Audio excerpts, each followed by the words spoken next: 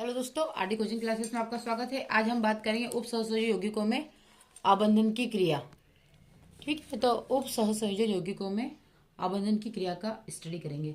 तो इसमें सबसे पहले हम समझते हैं संयोजकता आबंध सिद्धांत क्या होता है। आप आराम से साथ में नोट भी करते जाएं ताकि आपको अच्छे से समझ में आए। और अगर फिर भी कोई प्रॉब्लम हो तो आप कमेंट अवश्य करें। सहसंयोजकता आबंध सिद्धांत है ना, इसे हम क्या बोलेंगे? Valence bond theory. क्या होगा? वैलेंस बॉन्ड थ्योरी, जिसे हम शॉर्ट में क्या बोलते हैं? वी बी और टी, वीबीटी। क्लियर है? तो इसके मोस्टली क्या क्या ये होते हैं, हमें देख लेते हैं इसको। इसका पहला पॉइंट है कि धातु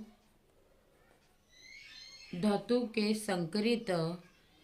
इस लेक्चर में हम स्ट्रक्चर कैसे बनाते हैं, संकरण कैसे निकालते हैं, sp3 sp2 sp3d सब कुछ सीखेंगे, बेसिक से सीखेंगे। तो आप लेक्चर के लास्ट तक बने रहें। धातु के संकृत रिक्त कक्षकों व लिगेंड के पूर्ण भरित कक्षकों के मध्य अतिव्यापन से उपसहसंयोजन संकुल का निर्माण होता है। ये आपके लिए बहुत ही इम्पोर्टेंट पॉइंट्स वगैरह मैं अलग अलग तरीके से ढूंढ के लाती हूँ ताकि आपको अच्छे से इन टॉपिक से कोई भी डाउट ना रहे। तो आप साथ में लिखते जाएं, समझते जाएं। संकरण में भाग लेने वाले कक्षकों की ऊर्जा समान लगभग समान होनी चाहिए। ये इसका सेकेंड पॉइंट है। क्या होना चाहिए? इसकी विशेषता है कि संकरण में भाग लेने वाले जो कक्षक होते हैं उनकी जो ऊर्जा या तो समान होनी चाहिए या फिर लगभग समान होनी चाहिए। फिर तीसरा आ जाता है जो ऊर्जा का क्रम रहता है। ऊर्जा फर्स्ट बात करते हैं n-1 डी किसके बराबर? NS या फिर NP के बराबर होनी चाहिए। और सेकंड जो होगा वो क्या होगा? NS NP या ND, ये तीनों बराबर होने चाहिए।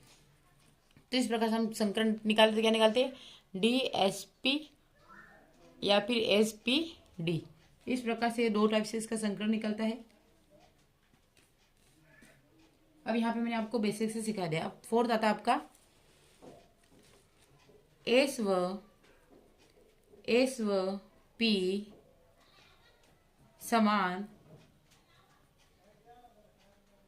समान कोश से तथा D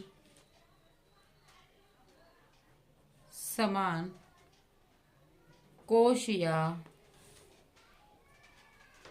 उपांतिम कोश का होना चाहिए। ये इसमें मेन पॉइंट है। ठीक है, क्या होना चाहिए कि जो एस व पी समान कोश तथा डी समान कोश या उपांतिम कोश का होना चाहिए। अब इसमें हम संकुल के चक्रण की बात करते हैं। अगर हम कोऑर्डिनेशन नंबर के लिए बात करें, जैसे 6 है, ठीक है, 6 पर ये लागू होता है। तो हम यहाँ पे देख लेते कि 6 पर किस प्रकार का, ये 6 प्रकार की संकुल होता है उस पर कौन सा लागू होगा। तो यहाँ से दो टाइप का बनता है, हम दोनों को देखेंगे। पहला क्या बनेगा? यदि n-1 डी संकरण में भाग ले, है ना। अगर n-1 डी यानी कि डी जो होता है वो पहले संकरण में भाग लेगा तो आपका क्या बनेगा, आंतरिक बनेगा। क्या बनता है, आंतरिक, आंतरिक कक्षक, ठीक है। या फिर इसको हम यूँ भी लिख सकते हैं, निम्न प्रचक्रण, निम्न प्रचक्रण। और सेकेंड की बात करें, ये फर्स्ट हो गया। सेकेंड की बात करें, यदि n-1 d